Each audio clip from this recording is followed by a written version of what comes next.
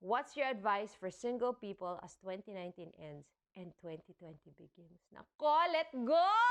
Let God!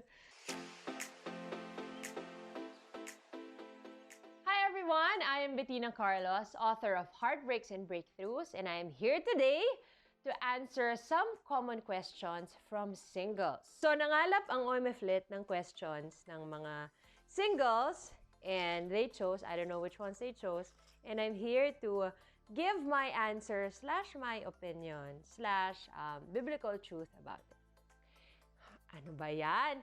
Is Christmas a good time to tell someone you're in love with him or her? Nakakaloka. In other words, okay bang ngayon na magtapat? Alam nyo, actually, hindi ko sure. I don't think you should choose an occasion. You make that profession the occasion itself that you will celebrate, diba? Kung anumang petsa yan kay Pasko, wag naman sana undas kasi parang hindi maganda. Pero isipin mo rin, kung itataon mo siya ng Pasko, tapos hindi kayo nagkatuluyan, dudugo ang puso ng taong ito tuwing Pasko. So please don't let that person go through that. So, is it a good time to tell someone you're in love with him or her during Christmas? Pray about it. Pray about it.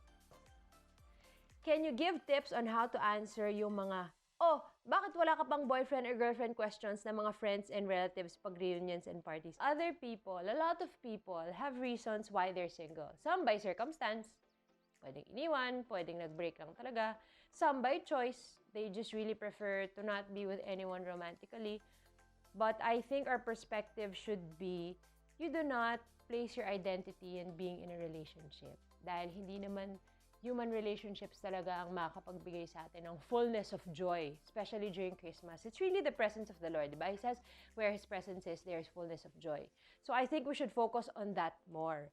So singles, huwag kayo masyadong defensive. Pag natatanong kayo ni Chang ng, oh, bakit wala ka pang boyfriend? Bakit wala ka pang girlfriend? Your biological clock is ticking. You just say, you know, it's not yet time. It's not yet God's time. And I believe that this is a good time, or being single is a good time to really just enjoy being used by the Lord in many ways. Paggamit ka muna kay Lord habang single ka and enjoy being single for the Lord and the Lord being your partner. Question number 3. For single moms, how can we make our child or children feel that there's nothing missing this holiday season? Actually, sabi nga nila, ang mga nanay, sila yung nagsiset ng tone sa bahay, ng atmosphere. Kung masayang nanay, masayang atmosphere ng bahay. Kung nalulumbay si nanay, ramdam din yun ng mga anak natin. And I think this feeling of missing something na ipaparamdam nating mga single moms sa mga anak natin if tayo mismo, we feel na may kulang talaga. But kung tayo mismo, we are satisfied and we have the perspective that God is the one who completes our family because He said in His Word, He's the father to the fatherless, then wala talagang missing in our lives and in the lives of our children.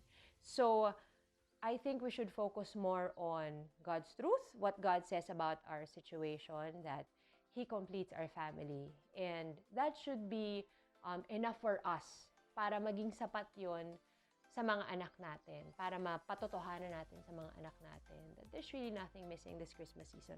And of course, we should also focus on why we celebrate what we celebrate. Bakit ba tayo nagse-celebrate ng Pasko? Hindi lang naman to para magbigay ng regalo, hindi lang to para special occasion para ma-meet sila ninong at ninang, but really focus on the Lord. Focus on Jesus, and dun dapat mag-revolve yung celebration natin. Next question.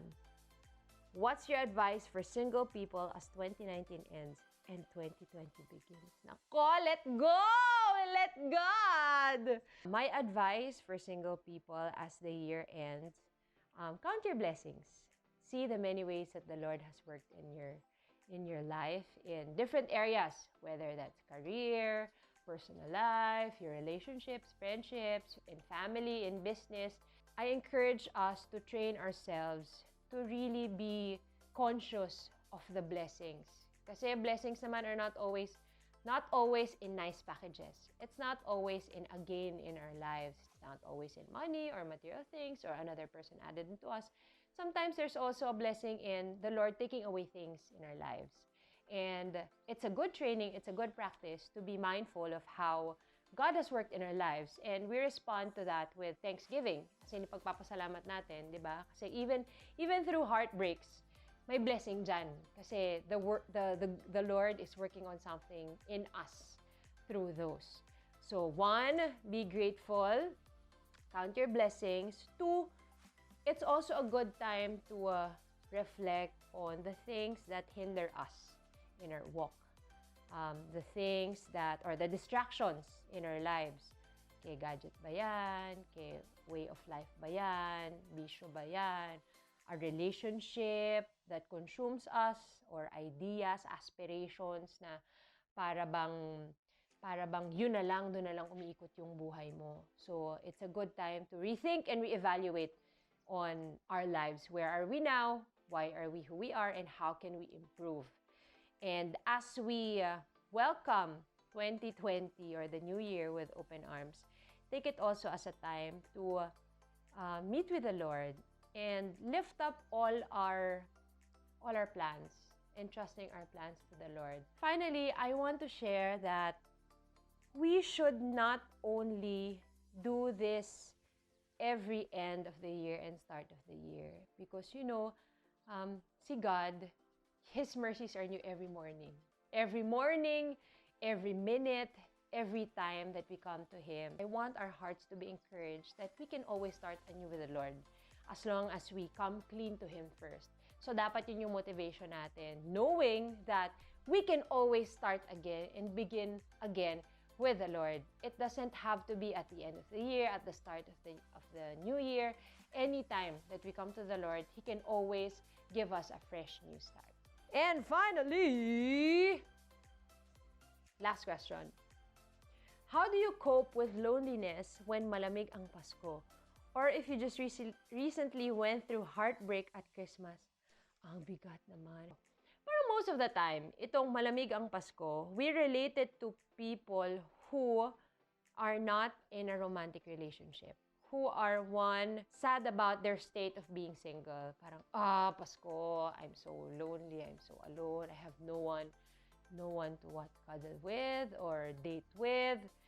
Or someone who probably was broken-hearted right before Christmas. And at a time where everyone is celebrating, everyone is in red, everyone's happy, everyone's just laughing and happy, tapos ikaw malungkot ka. It was only when I had Gummy that I got to know the Lord.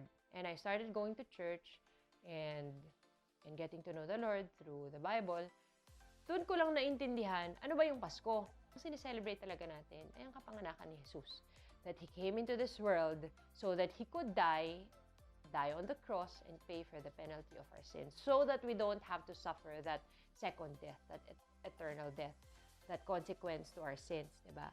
And because of that change in perspective, nagkaroon ng sense yung Pasko. Nagkaroon siya ng ibang kahulugan, nagkaroon siya ng ibang meaning na outside of myself, na hindi ko na siya iniisip as, may kulang, wala na naman yung tatay ko.